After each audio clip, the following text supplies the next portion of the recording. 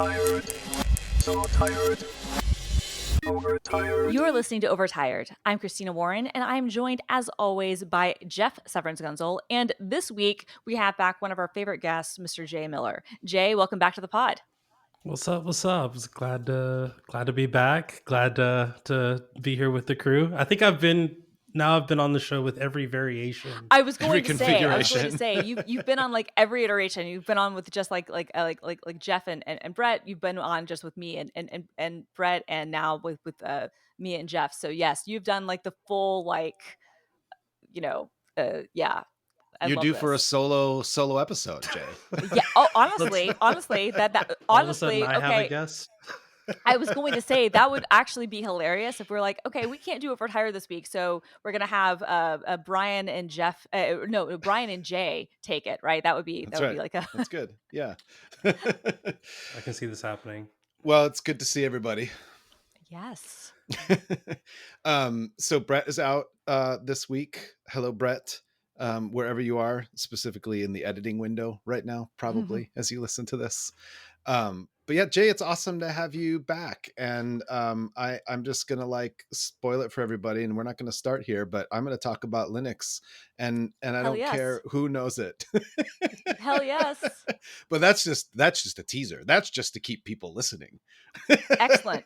Well, this is fun. I'm excited about this because I bought a framework desktop a few months ago, and more than a few months ago, but it arrived, I guess, like a month and a half ago, and it's super, super fun. So I'm very excited to know that. I didn't know going into this. I didn't look at the document beforehand, so I didn't realize we were going to be talking about Linux. But this is exciting for me. Man, I mean, I have some Linux stuff going on. I've got some Linux. Yeah, not as much as y'all. I mean, but so there's Jay, a Linux box back there. Hell yes.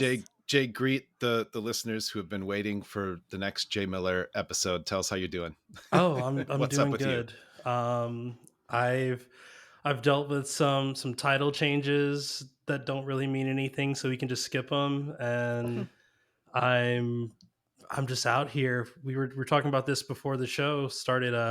I'm getting ready for a very stressful trip to Latvia next week. Now is not the time to be traveling like out of the country and trying to get back in. Not unless you're fleeing. Well, I mean, to be honest, YouTube video somewhere, PyCon 2025, I sat on a panel and it was like, what do you tell folks who are wanting to come to like PyCon US in 2025 or getting ready for 2026? And I'm like, to be honest, just don't. Like, I wouldn't tell you to miss out on all the fun, but also I can't promise your safety. So yeah, just don't. So yeah. I'm rolling those dice, but not much has really changed for me. Still working, still doing the same stuff, still talking. I've become an obsessed plant person in the last year. So that's fun. I think my camera has like 5 plants over there, and then there's 3 more on the other side of the camera, and then I've got like another 7 or 8 downstairs. So it follows that you've become someone who can keep plants alive. Not that you couldn't before, but I'm just thinking when people have plants, I think, oh, you're a good person. You can keep them alive. I mean, one could argue I bought so many because I keep killing them. But I'm trying. I'm trying to keep them going. What made you a plant person? Like, I mean, that's a thing. I mean, I've always liked plants. I noticed sometime earlier in the year, I don't remember when it was, honestly, that I was spending a lot of time like in my office and it just felt horrible. Like it felt very drab. And like I kept watching these like how to like spice up your office space and all this stuff. And one of the things they talked about was like get some greenery in there. Like get a plant. Usually they say like get a fake plant, but there's some benefits to also getting real plants. And I got one. I've had plants for a couple of years, but they were all like I had like 2 plants downstairs. I barely water them and they're okay with that. But like I just started getting more and more, and then all of a sudden I like blink and I've got like a Monstera behind me that's doing its best. It's living its best life. I saved it from the Home Depot, so it's probably happier to be here than there. Awesome. You know, I meant to say this at the beginning. This is a hard pivot, but Christina, this is the first time Yes. we've been on the pod together since we met in person for the first time ever, which has I been know, months. which has been months, which was so Wow. amazing. I was so happy to meet your beautiful family and your wife who's amazing and your 2 sons. And like that was so fun. Like that was such a great I Yeah, was we so had did, lunch. we had lunch. Did you guys have fun the rest of your time in Seattle? We had a good time in Seattle. We had a good time in war ravaged Portland, and we had a great time on the Oregon coast. Yes, it was awesome. I Yes, but love yeah, it. it was so weird because I mean, Jesus, you and I for what 3 years now have known each other Exactly. through these little video boxes. It No, I was mean that like, well, it was finally it was like, "Oh, yes, good, finally, like, a name, like, to not a yeah, name to the face, but you know what I mean? Like a face, like, to the person that I've seen their face, but, like, now I really yeah. get to know it, which was really, really cool. That was awesome. Yeah. So fun. I can't believe that we have not recorded together since then. I'm trying to think I know, about it's the crazy. last time I saw all of y'all. I still haven't seen you in person, Jeff. That's okay. I've got an event in Cleveland you can come to Ooh, later this year. We'll talk tell about me. that. Okay, fine. Well, actually, I can't talk about that. It hasn't been announced yet, but spoiler alert, there's an event in Cleveland that I'll be at doing things. I'll always go to You should Cleveland. come. I'll always go to Uh, Cleveland. but Christina and I met at Scale, Yep, right? And then sure did. I was just looking at Scale to go back next year. So like, hey, small world. And then Brett and I met. Wow, that was probably like 6. Was that before COVID? I can't remember if the Woodstock or Macstock that we went to was before or after COVID. I'm confused now. Good luck figuring It's, that it's out. been That's that the long. perennial It's problem. been Right. at least 5 years, probably 6 or 7. Brett and I So have only been in person 3 times, which is also crazy because not That only is have we crazy. been doing this podcast, but we were working together for a while before that. And I met him after being a guest on Systematic, like way, way, way, way long ago. So anyway, yeah. this is the first company that I've worked for in tech where I've actually met all of my teammates. And Wow. that was after like several rounds of layoffs, and now it's like, hey, most have gone, and now there's like one person I haven't met in person yet, but who knows? Actually, I don't have a team anymore. It's kind of weird, but again, like we're not talking about that right now. Um, Jay, I have something, and it wasn't something I initially put on our list to talk about because you have a couple of recent posts I just want, like, at least for you to touch on. Sure. But you said you're going to Latvia to talk to people about how to prepare for talks. And I was Oh, just yeah. at a conference in which, like, whenever I'm at a conference, all my fucking pet peeves about conference presentations come up, and I get like Larry David angry. But I really want you to talk about what you're going to talk about to prepare for talking. Okay, so I'm giving 2 talks at Postgres Conf Europe. One is called like "Don't Leak PII to AI." Those that love Nice. acronyms will get that. Like, That's a good hey, call. it's a lot of good best security practices. Like, don't give this thing that you shouldn't fully trust like unfettered access to your entire database. Duh. But there's some more niche tips in there. But then I got asked by 2 former colleagues to do to for us all to team up and basically give this talk that is about what we call the speakers corner. Companies tend to have them: speakers corner, speakers bureaus, speakers whatever, former KGB affiliated organization that we won't call. And then like effectively the goal is to get a bunch of people in a room and let someone rehearse a talk. And it's great specifically for folks like you, Jeff, who are, might be a little pedantic, might want specific slides a certain way, or, hey, you could just ink out a little bit more value from your talk if you just did this. This gives you a place to call home where you can do that at the behest and consent of the people presenting, whether it's an upcoming post. I actually did this for my keynote that I did at PyCon US last year. And we wound up raising like 20 grand. And one of the biggest benefits that I can like tie directly to that is someone in my speakers rehearsal said, yo, this is lacking the big call to action. Like you're missing the donate slide, like add the donate button, big text, give it lots of space, let people do the thing where they lift the phone up to take pictures, and like, sure, it works. So Yeah. We're just going to talk about that. Whether you're an experienced speaker or you're giving your first conference talk, there's something to benefit from these things. So, yeah, we're just going to dive into that a little bit. That's awesome. In Latvia. In Latvia, yes. Step one It's a was safe indeed space. find Latvia on a map. Step two was like figure out how to get there. Step three was prepare slides. Nice. Oh, I'm gonna remember that checklist next time I'm doing talks in Latvia. Okay, so let me ask both of you, and I can give one example just to get us started. But shit that drives you crazy about presentations at conferences, besides how unnatural it is to be at a conference in the first place as a human. It's like being on an airplane. It's like we weren't supposed to be here like this. This is so small. It drives me crazy, and I have done it, but I haven't done it in a long time, which is when someone starts in a room and they believe they are the person that doesn't need the microphone. And they Yes. say, hey, I talk really loud. Can everyone hear me? And of course, the people who No. can't hear you are not raising their hand to be like, no, this sucks for me. But everyone who's like, yeah, sure. And then you go ahead and you can't hear anybody. That's a huge pet peeve of mine.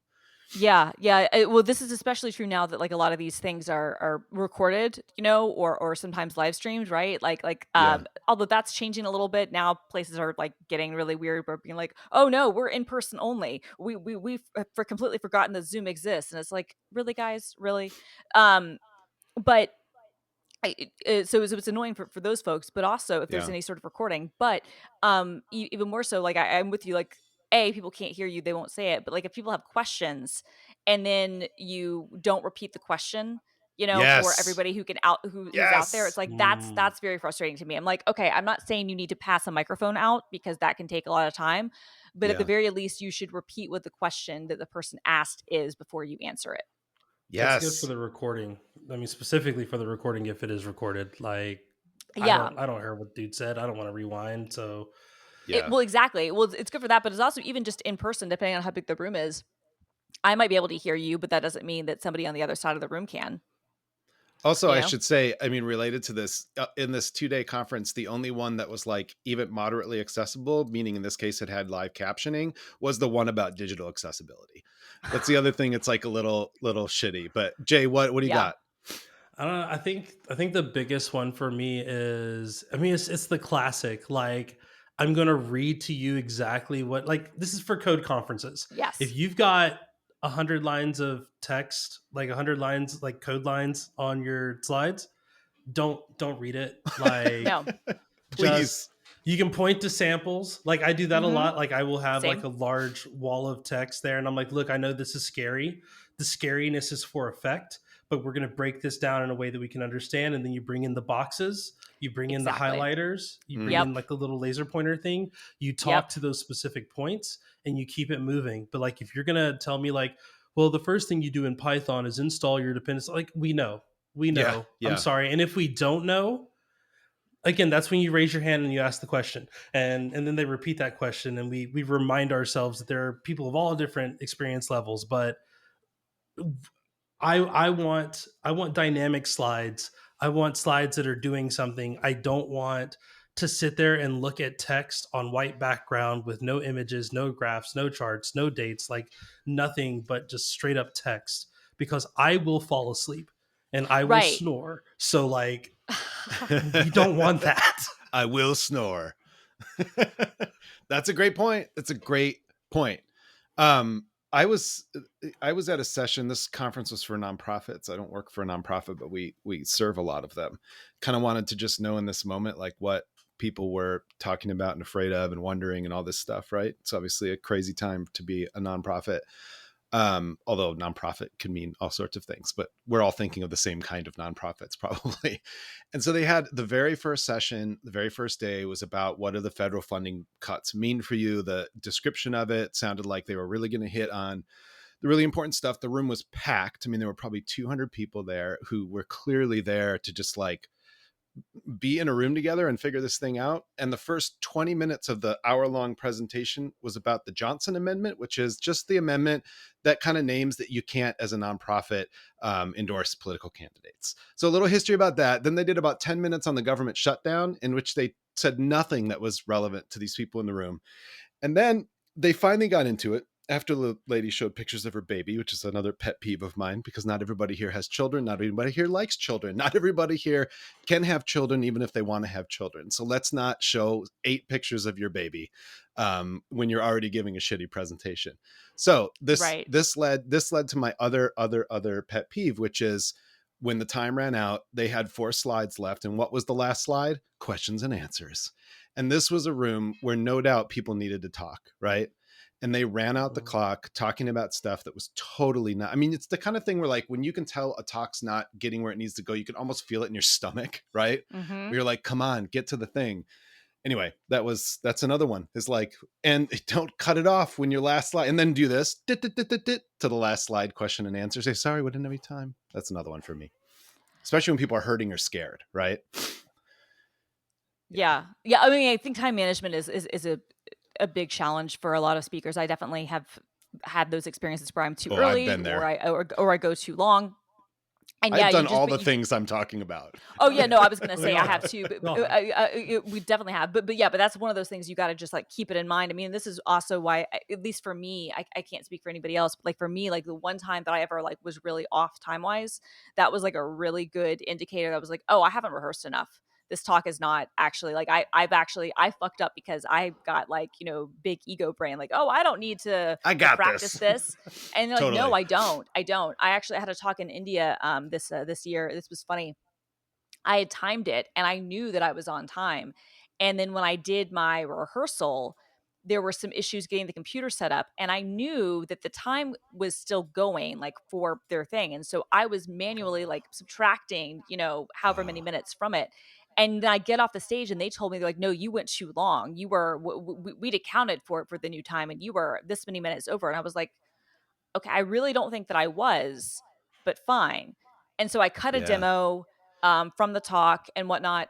Anyway, long story short, I wound up ending 3 minutes early. So like, Yeah. but they drilled it into me so much, because this was one where they were going to be like, we're going to cut you off. And, we're going to start flashing big lights if you go too Yeah. long. Right. Yeah. And I wanted to be respectful of that. I knew that there were a lot of people after me, and I didn't want to, keep people from their lunch or from anything else. But it was one of those funny things, because I was like, okay, but I've actually been practicing this. This is a really long talk, and I've already had to cut a lot of things out of.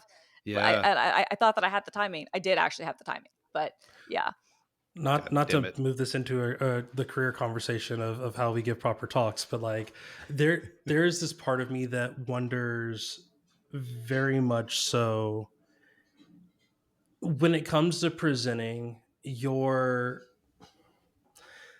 like I know people who are so prepared and like they Mm-hmm. have over rehearsed their talk.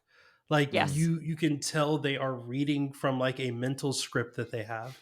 And Yes. like that is, I mean, some people dig that. Some people really love that. I think that there is something to, like, I've seen talks as a performance where like there's music involved and people come on stage and interrupt the talk intentionally to do a thing, and it's all like it's a bit. And to me, there is a level of rehearsal about that that takes away from the moment of people have kind of come in here to hear your expertise, and that if you have prepared the talk that like that deep, just make it a YouTube video at this point. Right.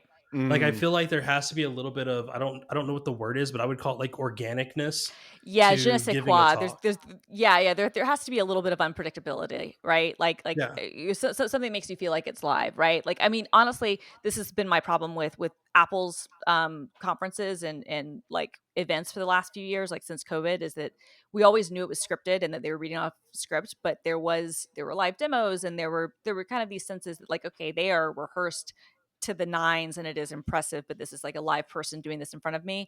And now it's like, Yeah. no, this is a video, right? And that's fine. It's just, that's not the same thing, which to your point, yeah, if it's going to be so perfectly rehearsed down to the millisecond, maybe I don't know, Like maybe it should be a make it video. a video.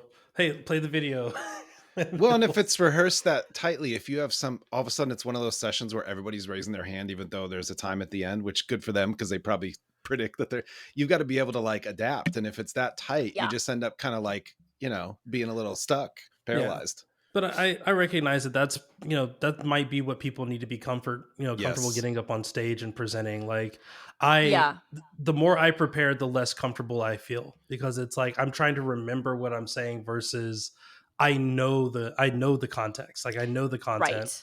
I know the flow. I can speak to the flow. If I'm trying to think about the exact ways to say it, I'm going to wind up messing up. Whereas if I'm like, all right, well, I know that, slide 2 is me talking about this thing and I have approximately 30 seconds. Mm, Like I will fill the 30 seconds of this slide talking about it or talking to it.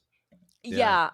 I mean, I will say this though. I would rather someone, like, if it were up to me, like I would rather see somebody who was super over prepared and maybe even like robotic than someone who is not prepared, right? True. Yeah. I'm with you. I think like it's a better talk if it can be more organic. I think organic is a good word for it. But I also, like, if I had to choose, I would rather take the person who is overly polished to the point that you're like, is this a video? Versus, the person who's just trying to kind of to muddle through it. And I've been in both of those situations, right? I've both been the person who has probably given the same talk a million times and it's very practiced, versus person who's like, oh, I'm actually completely doing this for the first time in person, and you can tell. you know Usually my third version of the talk is the best one. Like Oh most of the yeah. time you don't get to the third one, but like the third version, I'm like in my bag. I'm like, cool, I could do this blindfolded. It's almost Yeah. like Linux. The third time you've spun it up, Yeah, you might know what you're doing. Speaking of Linux, I was gonna say, listen to that segue. Wait, Actually though, but before we do that, I was gonna say, do we need to have a sponsor break? yeah, we should probably have a sponsor break. And I'm happy to be our sponsor break for today. Our sponsor today is Shopify. Look, at Overtired, we've tried to sell merch before. It was a long time ago, but it seemed like, you got to figure everything out on your own. You got to do design, marketing, you gotta figure out the sales platforms, like the whole deal. It can be super overwhelming. We tried to keep it simple. But every day can introduce a new decision that needs an answer. And when you're starting off with something new, it seems like your to-do list keeps growing every day with new tasks, and that list can easily begin to overrun your life. And if you want to know how to deal with that, see any number of Brett Terpster's tools. Finding the right tool that not only helps you out, but simplifies everything can be such a game changer. For millions of businesses, that tool is Shopify. Shopify is the commerce platform behind millions of businesses around the world and 10% of all e-commerce in the US. From household names like Mattel made me very happy as a child, and Gymshark, to brands that are just getting started. Get started with your own design studio with hundreds of ready-to-use templates. Shopify helps you build a beautiful online store to match your brand's style. Accelerate your content creation. Shopify is packed with helpful AI tools that write product descriptions, page headlines, and even enhance your product photography. Get the word out like you have a marketing team behind you.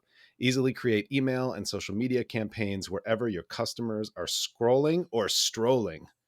And best yet, Shopify is your commerce expert with world-class expertise in everything from managing inventory to international shipping to processing returns and beyond.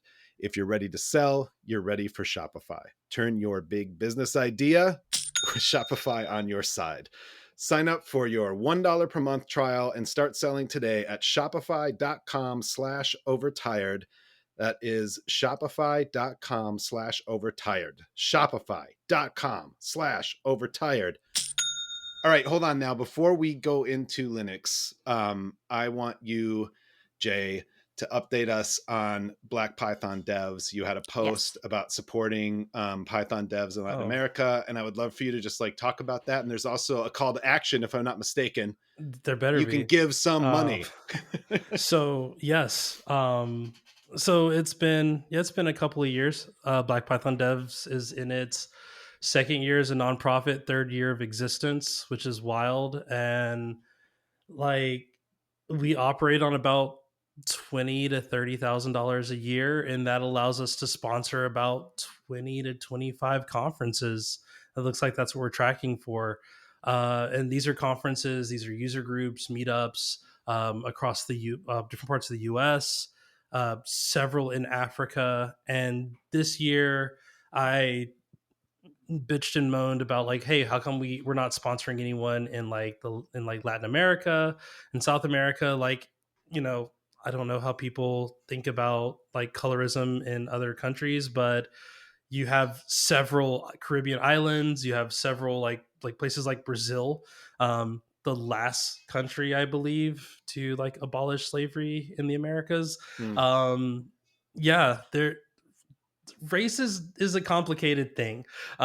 So finally we had a couple of people from Colombia reach out to us, and we started sponsoring some places in Colombia, which was super awesome.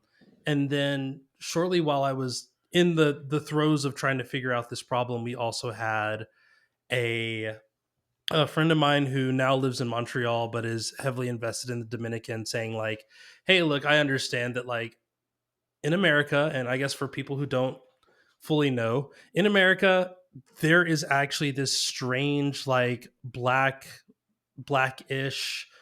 doesn't identify as black unless someone who's not black is identifying them. Like there is this weird context around blackness that happens, and it tends to happen a lot around like Puerto Rico, Puerto Ricans, and Dominicans.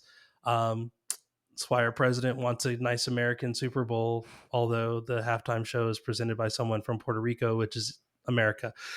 Yes. Yes. These things are weird.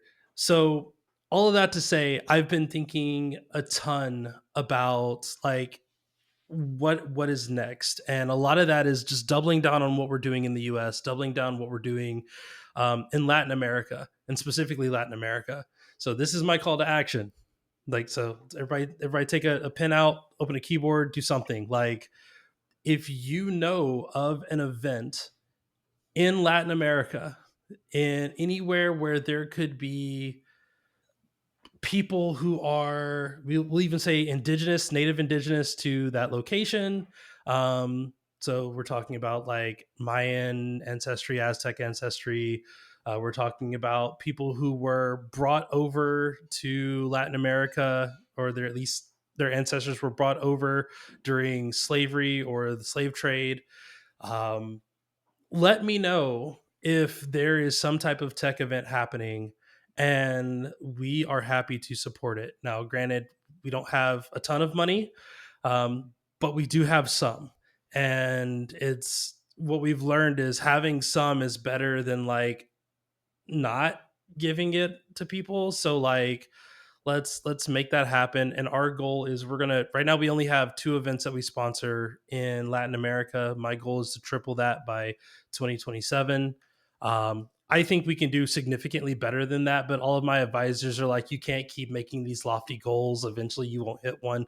And I'm just like, shut up, you can't tell me what to do. So again, at least 6, I'm gonna say 7 by 2027. And yeah, we're doing great. I've learned how to give other people responsibility and just trust that they do it. And Mm. it works like 95% of the time.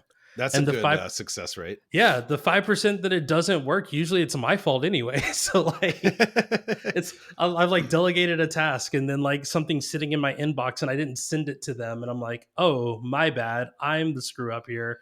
Can we please try and fix this quickly?" What Um, does sponsorship look like? Is it donating to the organizing costs? Is it sponsoring someone to attend? Usually we leave that to whatever the conference needs. The first few years we were very, very like, hey, we're gonna sponsor getting people to the event. And what we learned was that injecting 30 or 50 people into an event that was designed to hold a certain number of people only causes more problems. It Mm. increases all of the other budgets. So instead, now we just look at the prospectus. We donate, at whatever sponsorship level we can. And I tell people my barrier to entry is like, if you're looking at the event and you're like, I know at least 2 black people that could get to this event. Like, it qualifies. We'll figure it out. We'll work with their community to figure out how to make it like the best possible sponsorship that we can. But ultimately, it's going to be, hey, what needs do y'all have?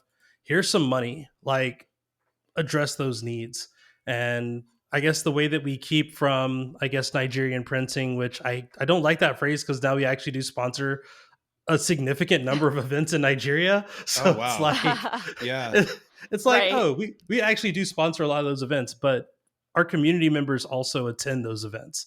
So usually if we're sponsoring an event, we're also showing up, we're inviting people from the local area to join and get started. So I tell people, like, if you've ever wanted to donate to like a large number of diverse events, donate to us. And, if we look at the whole Red Cross, like, oh, 0.3% of your donation goes to bottled water, like 76% currently of your donation funds immediately go right back out into the community. So Yeah. like if you really want your money to get to the community in like a impactful way, like blackpythondevs.com, hit the support button.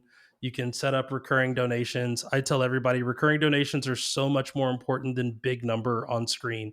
Like I can plan a budget around Yeah, you can $5 a plan. month. You can plan. Oh my God, Yes.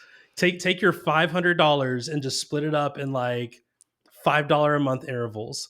And then you will have given us like nearly not as much, but that's fine. Like we can plan around it. Double it, make Yeah. it 50, whatever.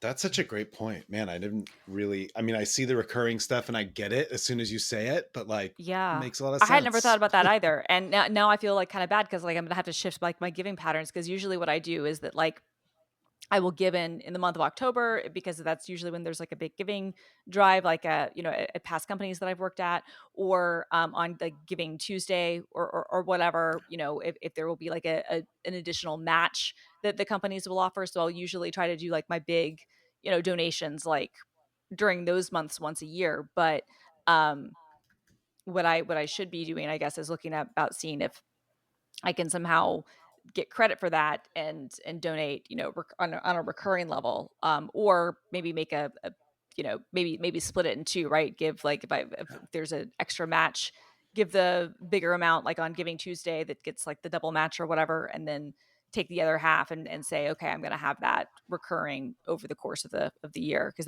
that's a great point. I Yeah. never thought about that. Yeah, that's been like the biggest challenge for us was, again, we raised so much money the first year that we were like, okay, cool, we're up.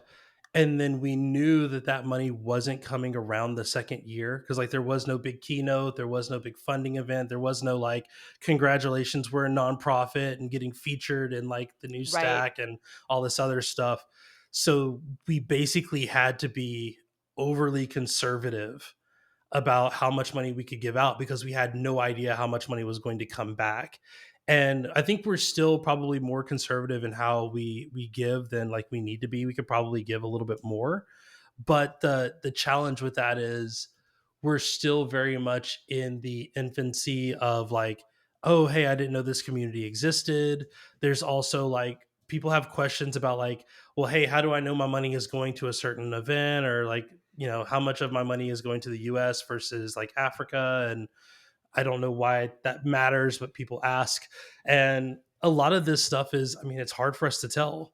A couple of years ago, the Python Software Foundation was like, yo, we have plenty of money to sponsor your events. Come get us. And then, like, the next year, they're like, we have to cut off sponsorships because we've given way more than we budgeted for and way more than we expected.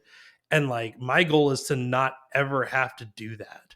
So, in order for us to really budget effectively, we look at like what's the bare minimum that we bring in, which is now about $500 a month, and what goes out, which is also about $500 a month, which I'm like, okay, cool. So like we can basically just give out what we're getting in and then let that interest build up and let things just happen. And then when we have something that's a little bit bigger, we wind up running these small campaigns for it. We'll raise a little bit of money, and then from there it's like, okay, cool, we now have a little bit extra to support this big event, like something like a Pi Ladies conf that's happening. So like we have to, like, I don't budget this much in my own personal finances and it's so frustrating at times, but we're extremely meticulous about like we're cheap. Like our North American executor, the guy who runs North America, he likes to go down to Mexico just for vacation every year. And he came back with like $400 worth of shirts and stickers and stuff. And he was like, cool, I've covered our merch budget for the rest of the year. Nice. And I was like, we have a Canva account. Like, you don't, like, we can just drop ship to like whatever you need. And he's like, no, this is much cheaper. It's fine. So it's been fun working with different people and seeing how different people like do things. But yeah, again, get out there, donate, and also like take that advice that I gave you and give it to like other small nonprofits and stuff.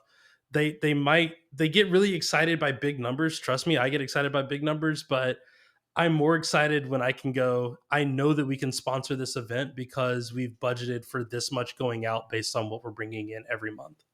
That's amazing. It seems like, too, the way you're set up, very simple. You could scale up if you scaled up. If all of a sudden you're like, holy shit, somebody just gave us $10,000 more.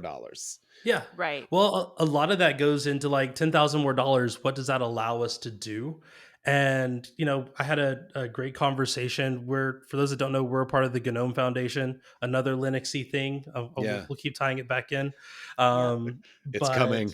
It's coming. But one of the conversations we had with them was, this was never meant to be a permanent like fiscal sponsorship agreement. Like, basically they are our bank account, there are insurance, there are lawyers, there are advisors.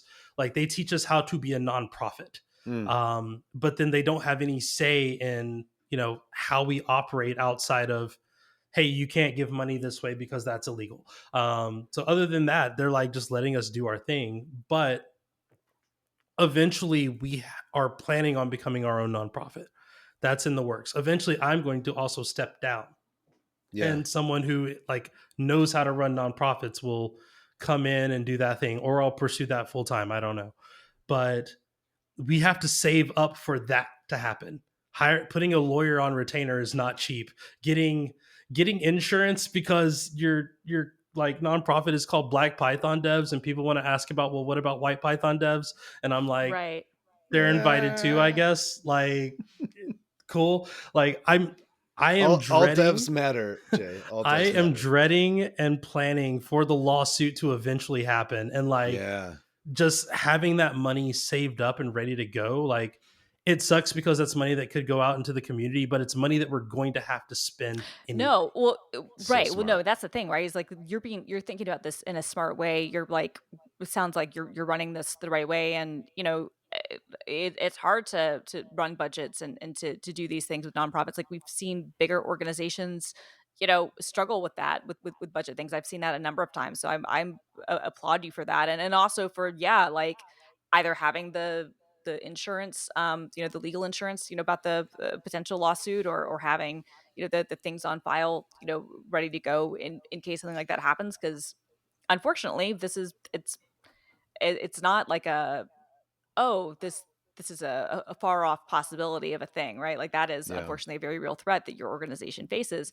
And frankly, I think that's a thing that a lot of organizations like nonprofits don't think about enough, which is like legal liability, whether it's people trying to come up with bullshit lawsuits or not, right? I mean, especially if you're giving money for people to attend events and whatnot, you're like, okay, you need to have some sort of insurance plan. And I think a lot of people who, when they start up like their nonprofits, don't even think about that. So I think you guys are way ahead of the game. So that's awesome. Yeah, man, that's so cool. I'm glad you were here to talk about that. And I will become a recurring donor, and I'm sorry I haven't done that till now. But I will. This is what I do. I just guest on podcasts and then get the host to donate. Jay did not put me up to this topic.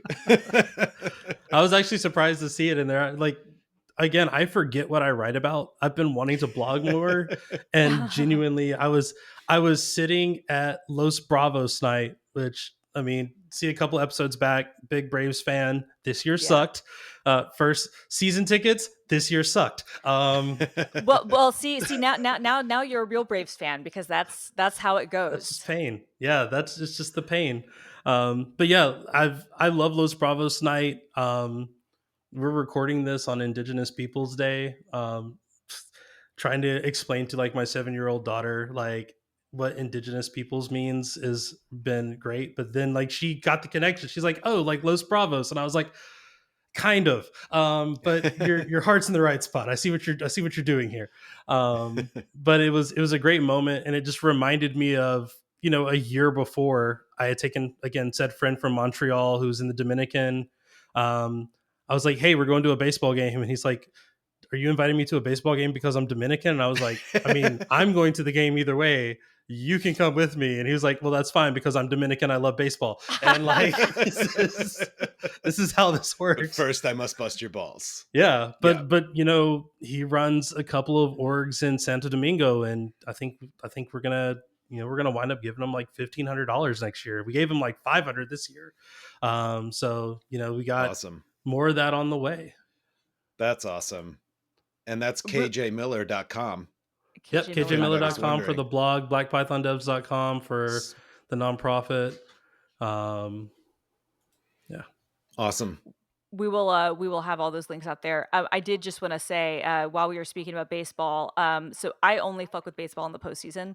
I can't be bothered like in the regular season. But I love the postseason. I love postseason baseball. Like I get very into it. The best. And obviously 4 years ago, the Braves did win, and I was very excited. I was in Atlanta when that happened, and like as much as like I don't like claim them as like my main team anymore, but like that was the team I grew up going to see. So go Braves. But the Mariners are doing incredibly well, and I don't know if either of you saw. I don't know if either of you saw the game on Friday. No, seriously, yes. yeah. The game on Friday night. Go on, I did not see it, no, but I should be tuning in. I was saying, Jeff, do you understand the context of Big Dumper? I do understand the context of Big Dumper, and it made me really happy to hear that sentence. I feel like I would have to explain this with Brett. So, Brett, since you're not here, Big Dumper is the catcher. His name is Cal Raleigh. He's amazing. Broke Ken Griffey Jr.'s single-season Mariners record for home runs. He broke Mickey Mantle's switch-hitting home run record. Mm-hmm. He broke Mike Piazza's dedicated catcher home run record. Absolutely ridiculous. Dude is amazing, and also he has a big ass. Yes, he is. He's the biggest ass, and because it's baseball, fantastic. That means he's the Big Dumper forever. Yep, absolutely. No, and he's an incredible player. But so the game. So basically, to get into the playoffs, so the Mariners are the only major league team who's never been to a World Series. And that's much to our eternal Seattle shame, right? And there was they got close a few years ago and then blew it. They were up so many runs, and then to the point that I stopped watching. I was like, oh well, they're gonna win, and then they lost, and I was like, well, that is such an Atlanta team move. I guess I brought the Atlanta team energy to Seattle, but no, the game against the Tigers on Friday night went 15 innings. And it was completely tied. And finally at the bottom of the 15th, the Mariners were able to get a run. And honestly, it was partially because of Big Dumper. He wound up getting out, but him getting thrown out set up a play that then this guy who was a pretty shitty player, to be honest, managed to get a hit off, and we all love him now, but no, the downtown area, everybody was screaming and cheering, and it was wild, because that was honestly one of the most insane baseball games I've probably ever watched.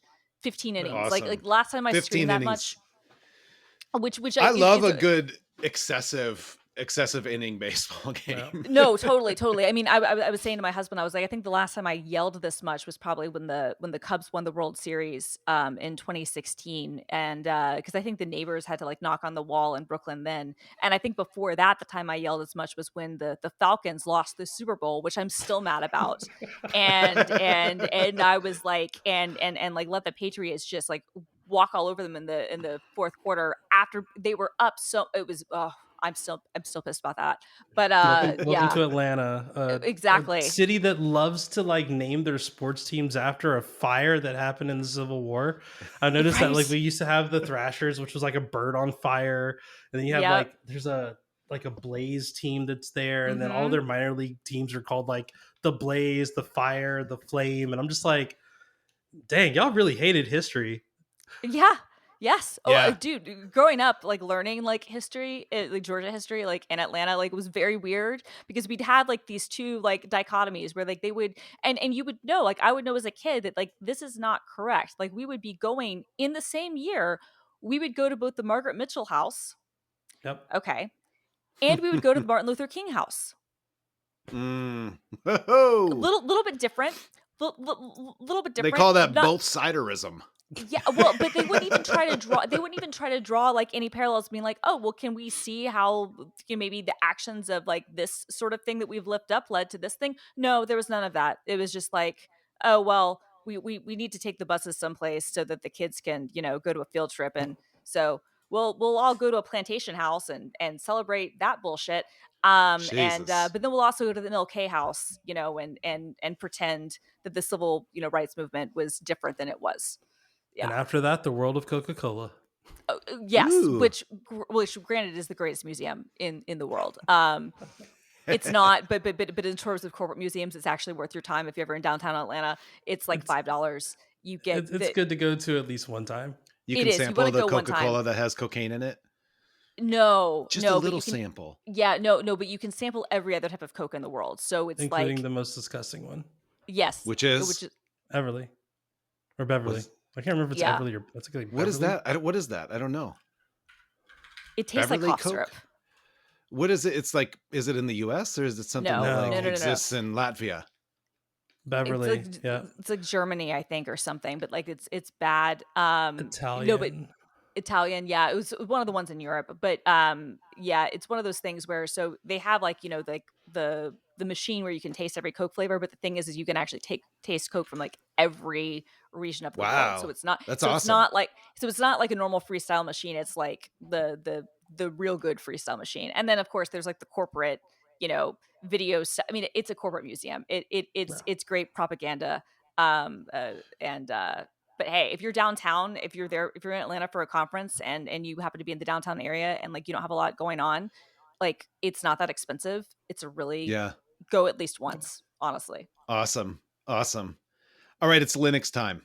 Yes. And I know, we've got Grapptitude to get through. And I don't mind this being like my extended Grapptitude, but I actually I want to see what conversation comes of it if you all have a little more time.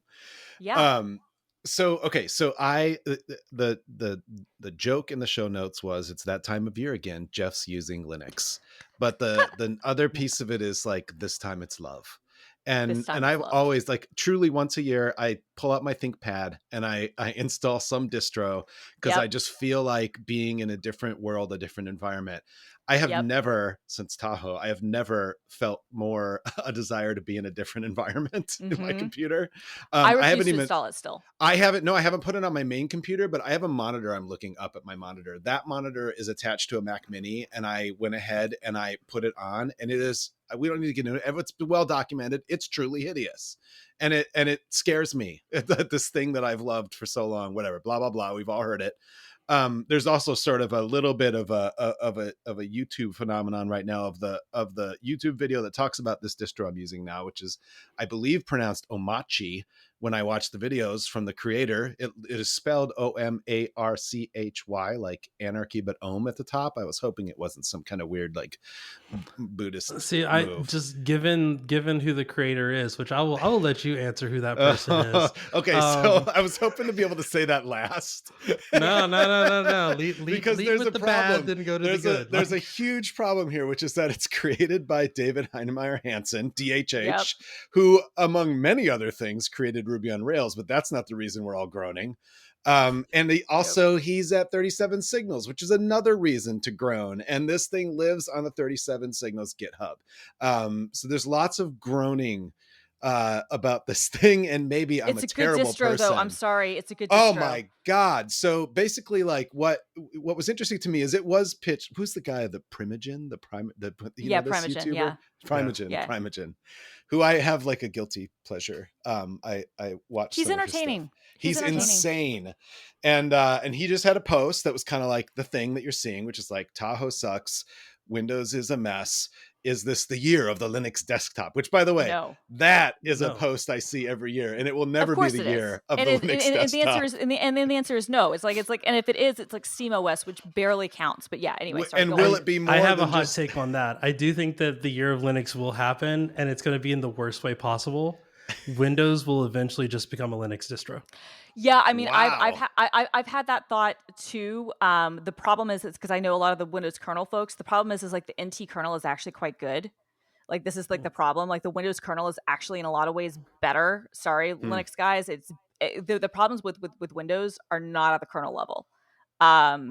But yeah, I wouldn't be surprised if it's like I'd kind of had that theory for a long time too. I was like, oh, Microsoft is just going to wind up making Windows, Just but with Linux under the hood. text prompt in the middle, powered by Copilot, and everything else is a Unix like. We'll see backend. what you just described. So this is my theory. My hot take is that yeah, it'll be similar to yours, but it's the year of Linux desktop will be when OpenAI comes up with the Chat GPT OS. That replaces like all the Chrome boxes out there. Yeah. Or Yeah. Mac OS, right? That goes after the whole thing, right? Because they're not going to do their own kernel. They're not going to do their own thing. But like I do feel like they are going to want to have their own operating system, so that they can have full control over stuff that you can do. And unfortunately, guys, I think people will try it. Oh yeah. Yeah. Well, okay. So I see a post. I put aside the signals and the David Heinemeier Hansen thing, and I loaded onto my ThinkPad. By the way, the first time I ever heard someone talk about a ThinkPad was weirdly Henry Rollins in a live show, where he was just discussing his computer, and this was in like 95 maybe. So whenever I open my ThinkPad, I also think of Henry Rollins, which is super weird. The ThinkPad is the unofficial Linux laptop. I think the official Linux laptop is the framework, but like the unofficial Yeah, one exactly. the unofficial one is like that ThinkPad you got in 1996 that is still running exactly. the Linux Totally. So this, I mean, what everyone will tell you is thing installs super fast. It's based in Arch Linux, but it's not actually terrifying like Arch Linux. No, And, the defaults are really sane and good. Oh my God, you go in, the defaults are amazing. It uses Hyperland, the like window management thing in Linux, which means that like you're just like right away, the keyboard shortcuts are there. They've done a nice job of just making a really digestible list of keyboard shortcuts so that like when I log in, I hit Super O and Obsidian opens. I hit Super B and my browser Chromium opens, which you can change, of course, right?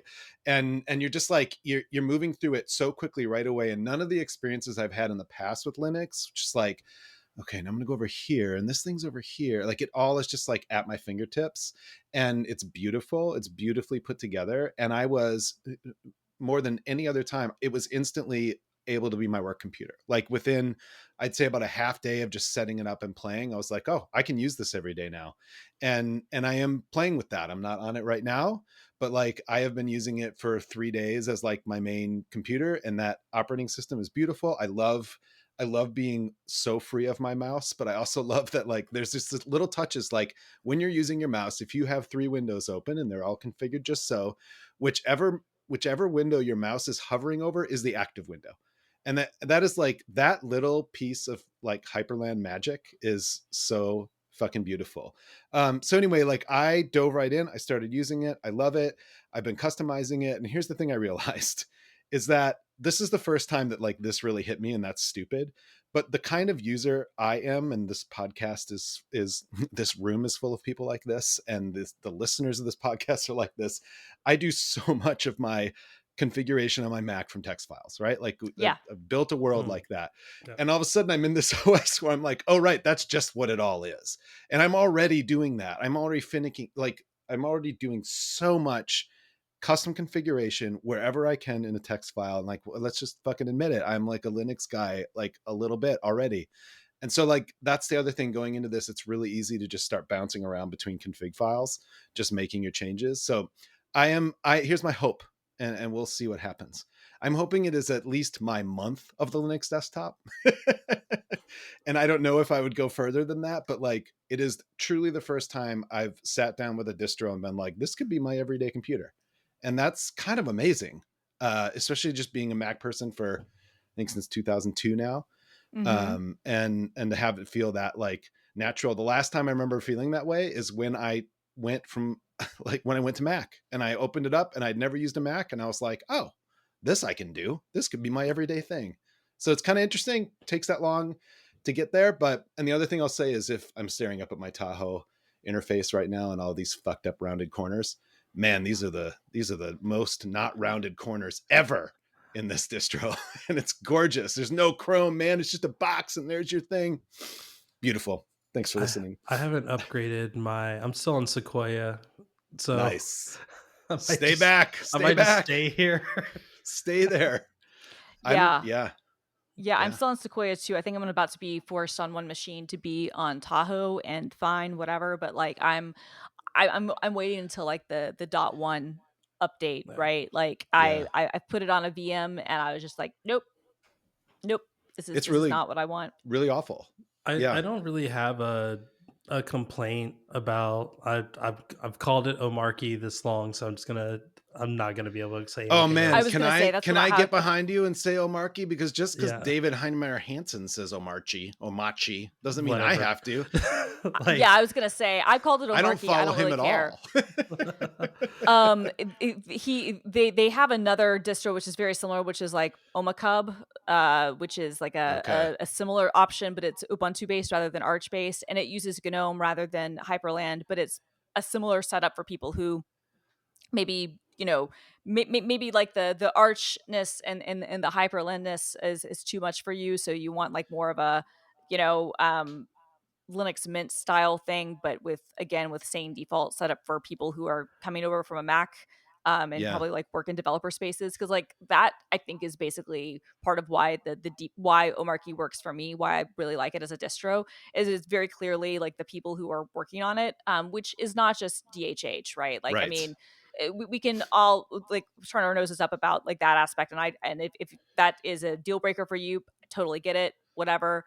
At the very least, you should look at what the defaults they do have are, right? And if you want to Yeah. build your own thing and customize your own thing, maybe that makes sense, because I will say, like, they make sense for people, like us, who are like Mac users and don't want to deal with the typical Linux bullshit, which is still around, right? And Yeah. it's some people really get off on it, and I love that for you. Like, I'm not trying to like I say love that you for can't have that. I do. I love it for you. Like, that's your favorite thing. Please, by all means. Like, I Yeah. love this. That is not the thing for me. I want, because usually what winds up happening, the reason, like, when I looked at Omarchy, I was like, oh, this actually does a lot of things that I would naturally kind of install, and actually does some things better that frankly I never wanted to take the time to bother to do. And was really been designed by people who are like, no, I really do enjoy what Linux offers me, because I'm annoyed with Apple for whatever reason, and Windows is a non-starter, but I don't want to deal with all the bullshit stuff. So if that's worthwhile, but Omakub, or however the hell you pronounce it, is much more just based on the standard Ubuntu stack, which some people like more, because they don't want to, like, if you're not used to a tiling the window manager thing and controlling things from your keyboard. Like, I like Hyperland, but like some people might not. Yeah. And Oh yeah, totally. that's a good one too. Yeah. Oh yeah, I'd never looked at it. That looks good. Also, shout out to Lazy Vim, which comes with this thing, and I've been doing config files in Vim for 3 days, and I'm fine. Like high level Vim, I've always enjoyed, but I usually bounce on that one big time. But I've really been loving it. I'm a big fan of Lazy Vim. So I'm in good. Lazy Vim on the daily. I Awesome. mean, what I feel like this is a call to, like the AI, the AI of everything, all of this stuff, is that we all genuinely just stopped caring a long time ago. And like, people used to want to have like nerd clout, and it's like, oh yeah, I spin up Arch with Hyperland, da da da da da. Like, my Arch box doesn't have like any GUI on it, and that's because it's literally there to like run Docker, Right. run one of the things that we'll talk about in Grapptitude, and then a bunch of other like just Docker containers that I have on my own personal network with Tailscale. Like, that is its only purpose. And like, as I'm hearing this, there's no reason for me to try a new distro. And it's like, I don't want to think about it beyond, oh crap, the power went out, let me go and like turn that back on. Yeah. And I love that Linux is finally getting to that point. I think that's great for Linux. I wish that like a Mac would probably also get to that point sooner than later. Like, hey, stop adding stuff and instead maybe just like make it easier for me to navigate around the stuff that I want to navigate around. I literally asked like my phone the other day, hey, open the calendar to March 2026 because I need to plan for the future.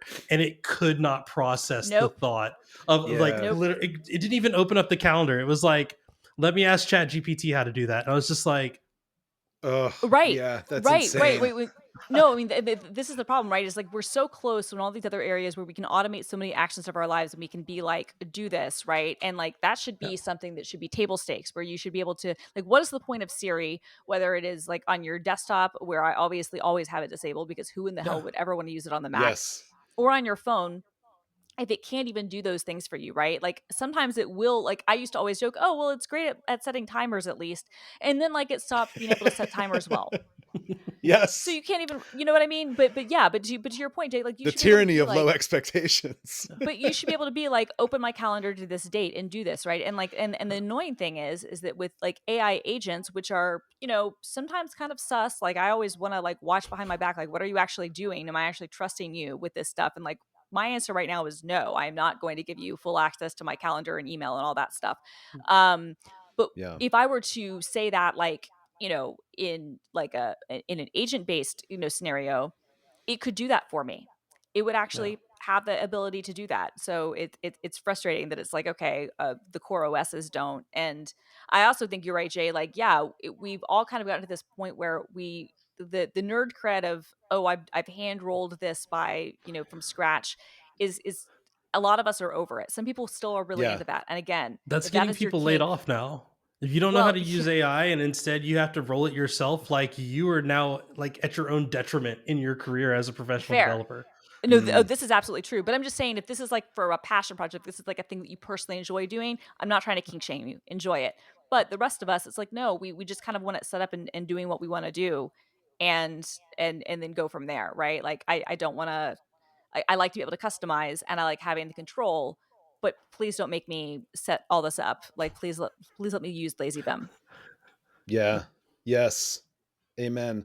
Also, I had a funny experience where, and this is just how Linux forces you into a little bit of a purity mindset, where like you can also just log in, hit Super A, and Chat GPT comes up. And as soon as it came up, I'm like, you know what, man, I don't want you at this party.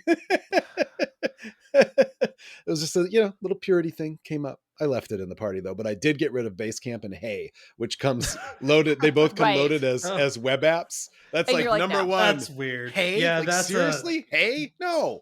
I mean, look, that's look. a I mean, look, if they're gonna dedicate, I mean, it is what it is. I mean, this is why like you can remove things, this is why it's open. But I mean, yeah, I guess that's. I mean, you know, gotta where if you have a whole bunch of people who are never going to use Basecamp, never going to use Hey, who are using your Linux distro all of a sudden, who may or may not agree with your pretty awful worldviews, especially around immigration. I Yeah. guess you still have to try to put a little bit of like PWAs by default to try to see if you can get some traffic. I don't think it's going to be successful, but there you go. Yes. there's gonna be Omarcy that's like Omarky with no DHH in it. And they just remove all the apps. I mean, honestly, I'm kind of surprised that Yes. hasn't happened already because, like, you know, all this stuff could just be forkable and like, I mean, it would require some maintenance, but like, yeah, where is our rocky Linux of the Omarchy, you know, Red Hat world? But yeah, Well, let's call that my Grapptitude. excellent. Okay. Who wants to go next? I'll go quick because I like what Jay's is a lot. And I want to hear him talk about it. So mine, this is a Mac app. So this is one that I might have even mentioned like one that was similar to this that was paid a few months back, and if so, I apologize. But this one is free. So one of the interesting things, you know, that's been around at this point for 18 years now is like quick look extensions on Mac OS. But with Sequoia, they changed how quick look extensions work in ways that are both better and worse. They're better in the sense that you can have a little more granular control, except not as granular as you would want, because sometimes there are multiple quick look extensions that will do the same thing, and depending on the order in which they're installed is or enabled will depend on which one gets access to what. But worse in that, the distribution process is a little bit different. But one of my my favorites is that there is an extension called Folder Quick Look, and it is from a developer. I think I found out about this from it's App Ahead, and I think I found out about this from John Gruber. But basically, it is just a Mac OS app that will let you basically view inside. It's $3.99. Sorry, I thought it was free, but it's $3.99, so it's still very inexpensive. Yeah. Basically lets you preview what's inside folders or archives from Quick Look, and you can even sort how the tables work and view everything. And so this was back in the day, like the first version of Mac OS 10 Leopard. There was I remember like a third party Quick Look extension that somebody cobbled together where you could view a folder view from a Quick Look. Yeah, I remember. But that broke, I think, I think it broke around Lion or Mountain Lion. So it hasn't existed for a while. And so this is just, I don't know, this is one of my most used things where, I'm going through like a folder list and like, it's great, like Better Zip, and there are a bunch of other archiving ones will let you view inside of a zip file, but viewing inside of a folder is different.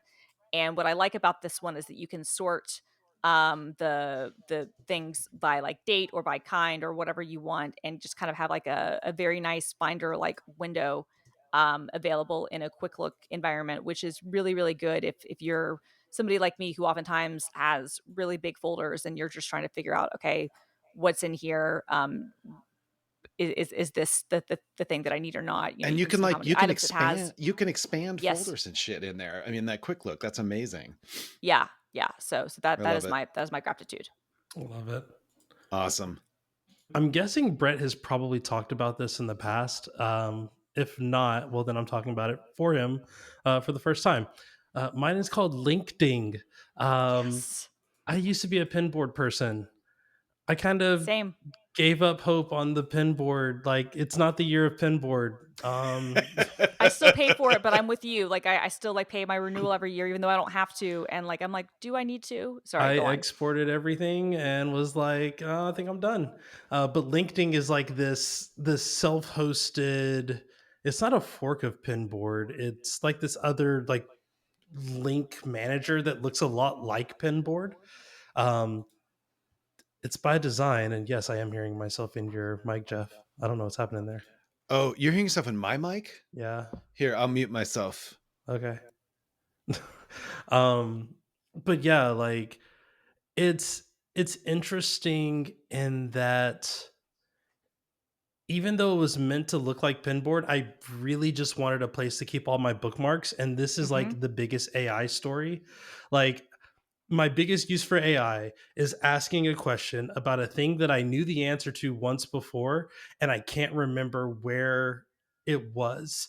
And I used to use Pinboard for that. So I would just automatically Same. search Pinboard for the thing and it would be there. So now I just use LinkedIn. And as I mentioned earlier, like, I'm not full on home labbing, but I'm definitely in this realm of wanting to have some level of ownership of all of my stuff that I'm doing. I don't I was last on the show, I deleted my X account and then someone took over my X username. Oh my God. That was fun. I think they've finally been blocked to the point that like X banned them, but I guess there's nothing stopping that from happening again. But I'm not like I've kind of given up on social media just kind of at large. Most of my like posts are coming from my personal microblog that I just put on my own personal website. And a lot of it is, oh, hey, here's a really cool link of a thing that's happening. And then I needed a place to store that internally that wasn't my personal website, because I still would have to like either make a weird round trip or like read through my files. So now LinkedIn has three extensions that I want to talk about. One of them isn't an extension at all. It's Brett Terpstra's custom CSS for LinkedIn, which like makes it actually look more like Link Warden, which is like this Okay. other tool that's Yeah. it's pretty. I've got no other statement on it than like it's prettier than Pinboard, which was, that's a thing. The other That's a extension, thing. yeah, I mean, that's a thing. Like Prettier than Craigslist. Yeah. I barely go into the site, but when I do, at least I go, oh, that looks nice. Yeah. And then I keep Yeah, yeah. going. The other one is both on Firefox, so you can use it with Zen, and in Chrome. They have this LinkedIn injector. So if you're using DuckDuckGo or Google or Bing or whatever, you can write a search and then it will search your LinkedIn like server, and if it pops up any results, it will actually place them on the side and say like, here are the results based on the stuff that you actually like Oh, have already said you nice. like, which was fantastic. And the third one is just the LinkedIn MCP. And I have told Claude, anytime you search the web, you must first search my LinkedIn to find out if I've already liked something. And granted, it does slow down my queries by like a second or two, but also, again, there's just a layer of trust that gets built when it's like, I've already vetted this page to be something that I want. So if you find the information in this, then pull from that page. Don't pull from the internet and just grab anything. Which is, starting out, obviously you just get a bunch of nothing, but the more you use it, the more it becomes helpful. Yeah. That's awesome. Yeah. Yeah, I remember I love Brett this. talking about LinkedIn, and at the time I wasn't in the mood to play. But now you've got a new lease many on life months, because it's the year of Linux. That's right. That's right. I'm in the mood to play. That's awesome. Well, that was fun. Yes. Great stuff. Thanks, Jay. Thank you, Absolutely. Jay. Always good to have you. Awesome. Should we wrap this thing up? Should we wrap it up? Yep. Yeah, You let's should wrap it always up. wrap it up. I would like for both of you to get some sleep. Get some sleep. Get some sleep. The system is going down now.